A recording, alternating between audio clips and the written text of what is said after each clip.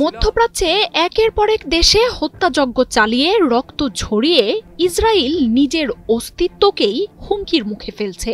এভাবেই দখলদার দেশটিকে হুমকি দিলেন তুরস্কের প্রেসিডেন্ট রিসেপ তাইয়েপ এরদোয়ান।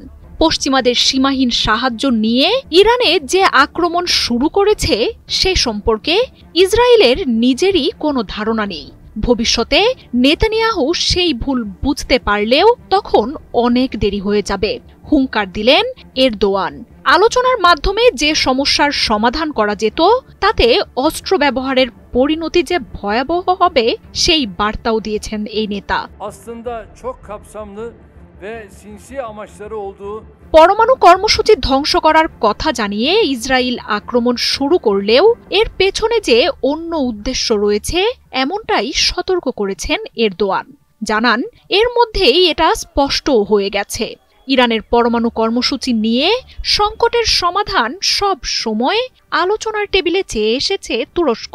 তবে কোনো উস্কানি ছাড়াই ইসরায়েলের এমন হামলা যে পুরো মধ্যপ্রাচ্যকেই অনিশ্চয়তার দিকে ঠেলে দিয়েছে সেটাও জানান তিনি। চূড়ান্ত উত্তেজনার পর চলতি মাসেই সরাসরি যুদ্ধে জড়িয়েছে দুই চিরশত্রু ইরান ইসরায়েল। কোনো উস্কানি ছাড়াই ইরান জুড়ে আছড়ে পড়ছে ইসরায়েলি মিসাইল।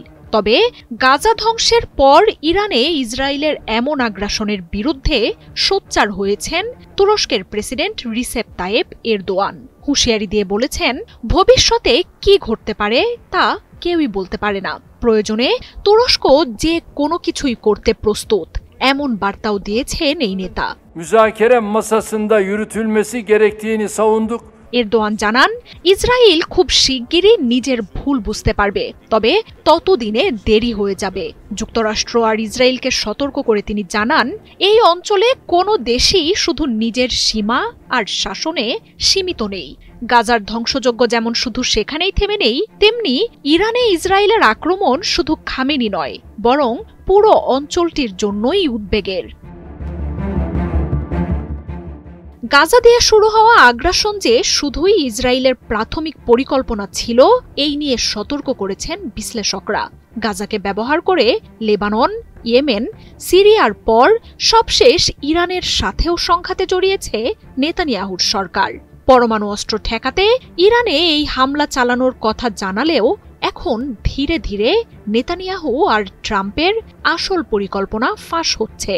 আয়াতুল্লাহ খামেনির পতন ঘটিয়ে সাদ্দাম হোসেনের ইরাক বা গাদ্দাফির লিবিয়ার মতোই করা হবে সমৃদ্ধ ইরানকে, যেন মধ্যপ্রাচ্যে আর কোনো দেশ ইসরায়েলের জন্য হুমকি হতে না পারে। তবে বিশ্লেষকরা এও বলছেন, ইরানের পতন ঘটলেও থেমে থাকবে না ইসরায়েল। আয়াতুল্লাহ খামেনির পর ইসরায়েল ও পশ্চিমাদের পরবর্তী টার্গেটই হবেন এরদোয়ান। বহু বছর ধরে ক্ষমতায় থাকা এরদোয়ানও যে ইসরায়েলের জন্য লক্ষ্যবস্তু সেটাও জানিয়েছেন তারা। আর মহাশক্তিশালী ইরানকে আক্রমণ করে তুরস্ককে মোকাবিলার শক্তি প্রস্তুত রাখতে শুরু করেছে নেতানিয়াহু। মার্জিয়া উপমা, ৭১।